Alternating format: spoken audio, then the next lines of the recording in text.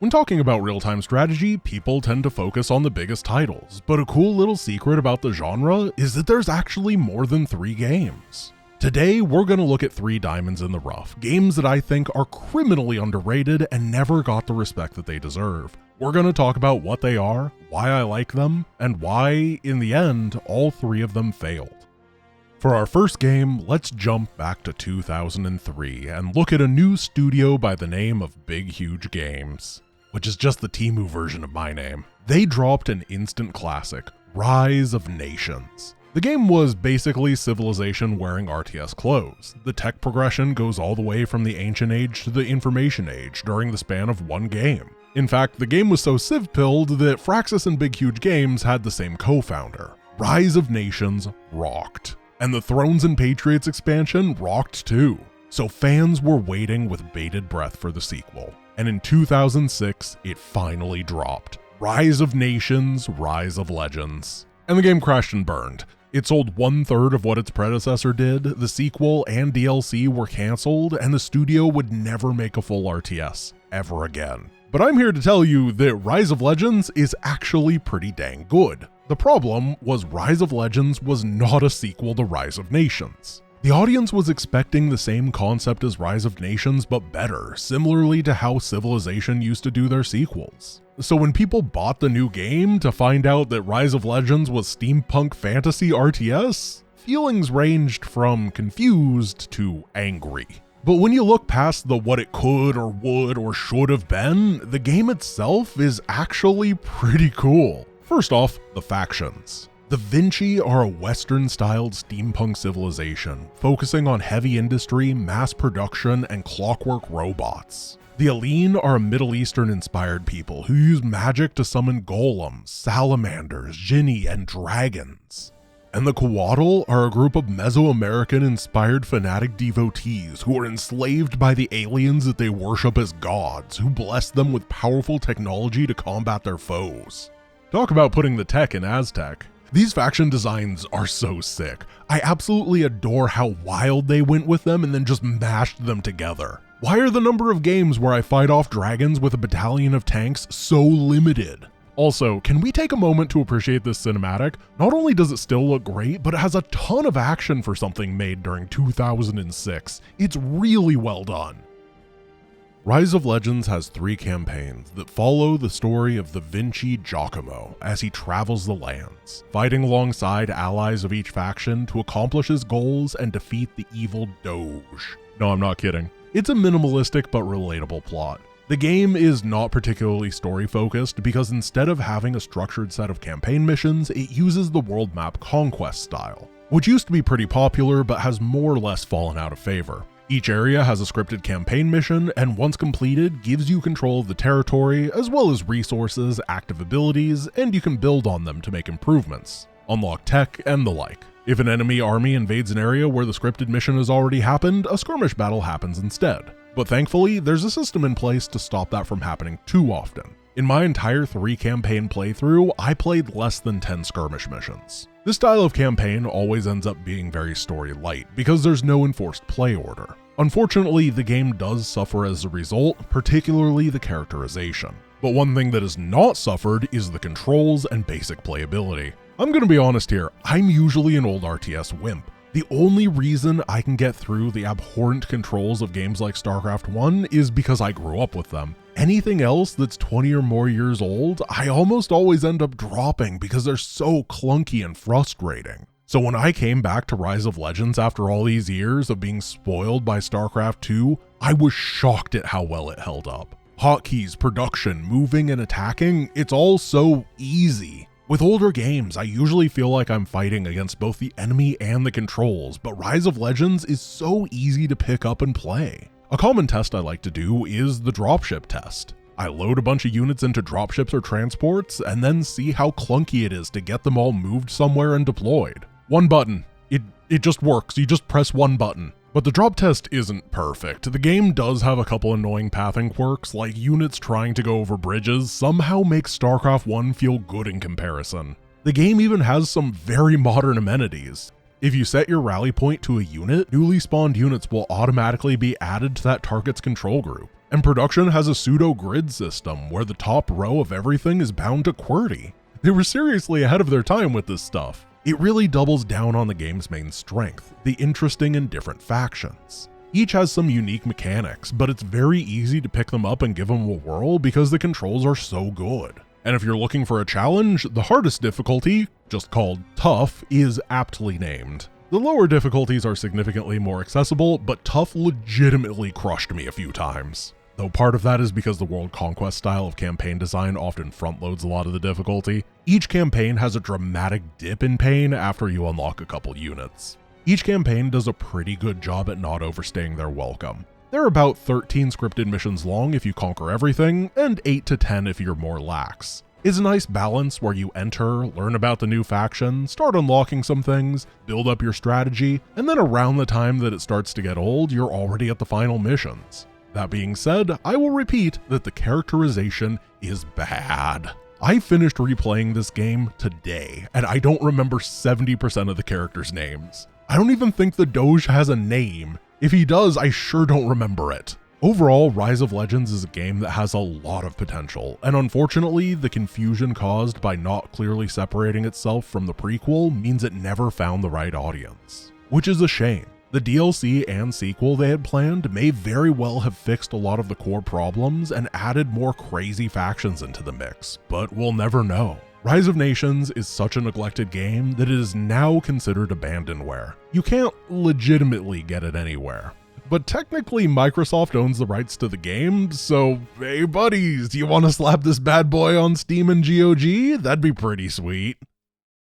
To introduce the next game, I would like to ask a question. When do you think the worst possible time you could ever release an RTS was? Throughout the genre's 30-year history, if you could pick one period to almost guarantee the failure of your game no matter how good it was, when would it be? To me, the answer is simple. Dropping your game in the weeks following the release of the largest and fastest selling strategy game in history is probably not something I would recommend. So let's talk about the late 2010 title Ruse, the game that doomed itself by releasing a few weeks after StarCraft II. Ruse is a World War II game that, in the biggest twist of all time, focuses on ruses. Instead of head-on tank battles and breaching fortifications, Ruse is about deception, tactics, and indirect fighting. Ruse has all the staples of a World War II game: tanks, infantry, artillery, and planes. But it fairly realistically depicts how absolutely impossible it is to attack into an entrenched enemy position. Instead, you're kitted out with ruses, powerful abilities that can provide vision, decrypt enemy attack commands, and send fake assaults to draw forces away, or hide your forces until they make visual contact with the enemy. There are a ton of these ruse abilities, and beating enemies requires both clever use of them as well as ambushing, artillery sieging, and bombing to clear out defenses. Only then can the tanks roll in and clear everything out. It's a fun system, though it does test your patience at times. I got humbled by defensive positions a few times before completely grasping how incredibly difficult it is to dismantle enemy defenses. Ruse's aesthetic is a bit polarizing, but it did grow on me. The majority of the gameplay is done in this fairly zoomed out mode where units stack onto each other in chips, but you can zoom in far enough to see the units move around and fight individually. The aesthetic is almost like those old-timey plotting tables that generals would use in the war. Actually, if you zoom out far enough, that is literally where you're fighting. It might be a gimmick, but I think it's kinda neat, and it does more to explain why one general has complete control over everything more so than most RTSs do. I do wish the unit animations were a bit higher quality though. Infantry's running around at 15 FPS in a 2010 game is just embarrassing.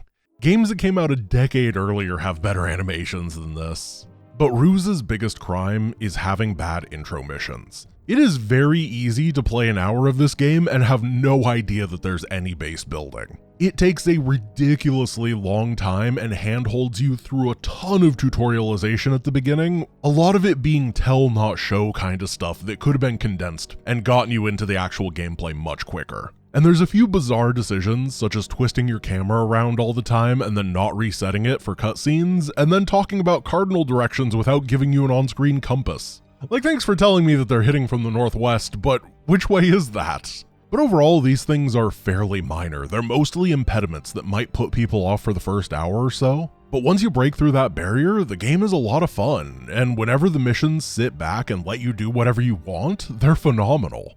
The campaign takes place through a series of campaigns during World War II, following a pattern of doing a series of smaller scale, more focused missions, ending in a bigger, often more open-ended mission. The second to last mission in particular stood out to me on how it just presented you with more and more and more fires to put out, and then let you be the one who figures out how to approach them all. The campaign's plot is fine enough. The Ruse game has a plot about deception. It fits, and it works, but my socks remain firmly not blown off. There's an alternate dimension out there where the plot had you second-guessing every character's motivations, watching out for deceptions and betrayal, but sadly, it wasn't meant to be. It's fairly milquetoast. Another thing I really like is how they sell the vibe of being part of a larger war. There's almost always AI allies on either side of the battlefield, fighting their own personal scenarios against the enemy. The large majority of the time, they don't actually influence the mission or matter, but it does help reinforce the idea that this isn't just a series of skirmish scenarios, but part of a greater conflict. It shows off the huge scale of actual wars. And speaking of AI, it's actually pretty decent, which is really important. The entire idea of the game is based off of abusing the AI and tricking them, so if the AI sucked here, the entire thing would feel really lame. Abusing bad AI is boring, but having a truly threatening opponent who you have to use these tricks against to have a snowball's chance to beat, that's good stuff. The enemy strikes a good balance of never feeling cheap but never being a pushover. Though this is me playing on Wargamer difficulty, I have no idea if on the lower difficulty options they go full drunk toddler. Who knows? The majority of the ruses feel like they have a good place in time as well. For example, during the defense missions, the enemy sends an absolutely crushing amount of firepower against you, and always from a bunch of angles. But the first ruse that you get, Decryption, shows you enemy attack commands. While you don't get any direct firepower from this ruse, it allows you to tactically position to defend incoming strikes. It's a skill multiplier, instead of, for example, the Spear of Adun in Legacy of the Void that would just blow the enemies out of the sky so the fight is more even. Overall, the game is fun. I wish there were more campaigns though. There are 7 factions, but you predominantly play as the USA throughout the campaign, with a splash of UK and Germany, and optionally a little bit of French. You never get to play as the Soviets, Japanese, or Italians. Unfortunately, this game is abandonware, just like Rise of Legends, so we're never going to see any more content for it. It used to be on Steam, but now can only be activated with Steam keys from before it was delisted. And while you can technically buy these keys from gray market sites, these sites are often getting their goods from credit card theft, so you might as well just grab Ruse for free off of an abandonware site. Ruse is not perfect, but it was overshadowed because it released at the wrong time. If you like games like Steel Division, then Ruse is definitely worth checking out. And free is the best price, so there's really no downside. The final game I wanted to talk about is one that I have never heard of until recently, though many more of you probably have. Relic Games have been a pillar of the RTS scene for the last 20 years. With Homeworld, Company of Heroes, and Dawn of War, they've created a pretty diverse lineup of not just independent games, but franchises. So it's a bit of a surprise how Impossible Creatures completely slipped through the cracks for me. Made in 2003, Impossible Creatures is exactly what it says on the tin. It's a game about making armies of impossible creatures hybridized from 2 existing animals. And the level of customization is great. Instead of just mashing together 2 animals 50-50, you have 5 body segments. The head, arms, body, legs, and tail, each that you can customize. Each with a range of statistics, abilities, and costs. And the campaign does a great job at utilizing this to its fullest. Taking place in the 1930s, the protagonist Rex Chance is summoned to some Pacific islands by his eccentric scientist father, where things start to go awry. The entire game has a Dr. Moreau vibe, but it's very campy. It doesn't take itself seriously. Rex and his father's protege Lucy must safari for new animal species so they can build up a flexible army that can defeat the multitude of threats they encounter on their journey. Which impressively means campaign-wide meta progression in 2003. There were not a lot of games in that era that were doing that.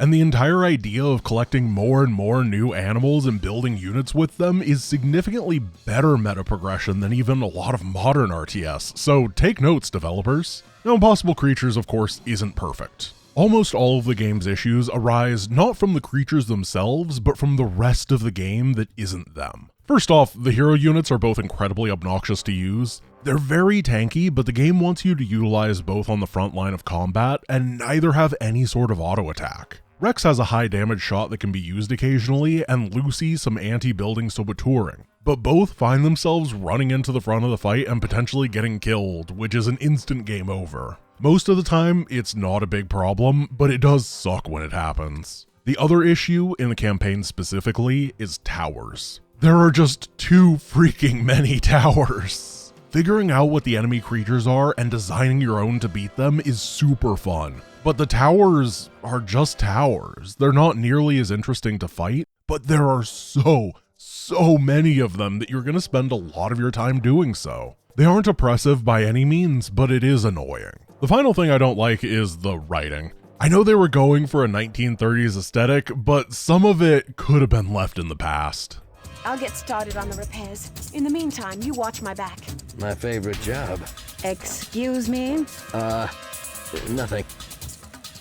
Cringe. But the negatives are vastly outshined by the positives. Creating creatures is just lovely. The mechanic of needing to find creatures on the map to tranquilize, to steal their DNA is a fantastic way to get players to explore. And the army editor being available mid-mission means you can grab something new and instantly start trying out a bunch of weird and wacky ways to use it. This is the sort of campaign that really depends on your self-control. There are tens of thousands of combinations to experiment with. Whatever army you build is truly uniquely yours. Unless you start to look stuff up online. For the type of person who net decks in card games or has Icy Veins bookmarked, Impossible Creatures is going to lose its major charm point. But if you take yourself back to the Wikilist 2003 and just try stuff, mix and match, make the most cursed things imaginable, and then go for the memes, the game is a blast. So why did Impossible Creatures not hit the level of success that other Relic RTS did? Ironically, I think the game's biggest weakness at release is now one of its biggest strengths: game length. Dropping $60 in 2003 money for a 10-hour game was asking a lot. Impossible Creatures campaign is only 15 missions long, and the skirmish mode has no AI difficulty options. And most games at the time were dropping campaigns 2 to 3 times as long and with a lot of computer player difficulties. It was a bad value proposition. The thing is, Impossible Creatures being short is a good thing in my opinion. The novelty of building your own army decreases over time, and the campaign, if it was say 40 missions long, would have been absolutely a slog to get through. The game doesn't overstay its welcome, and now that it's $9.99 on Steam and often on sale for only $2 to $3, that's a pretty good deal. It was never a game you were going to make your long-term main RTS, but it's really fun as a sideshow, and now it's priced appropriately. But if you do finish the campaign and feel yourself looking for more, the community-made Tellurian mod is absolutely peak. Not only does it rebalance animals to make them much more useful, but it also adds 37 new animals that look and feel like they're straight out of the base game. It's basically a full DLC for free. I really like Impossible Creatures, and I'm glad that my community hounded me relentlessly to play it until I finally gave in for this project. Thanks for watching. Originally, this was supposed to be an April Fool's video where I let the community pick the topic of a video, and I would make it no matter what they decided on. But then they April Fooled me by picking an idea that was actually good, and I took a little extra time to finish it up as a result. I really enjoyed going back and replaying some games from my past, as well as discovering something new in Impossible Creatures. None of these games are perfect, but for the entire $3 you can spend to get all of them, they're definitely worth a shot. Anyway, Tempest Rising is coming out soon, so expect some of that next time. Until then, peace!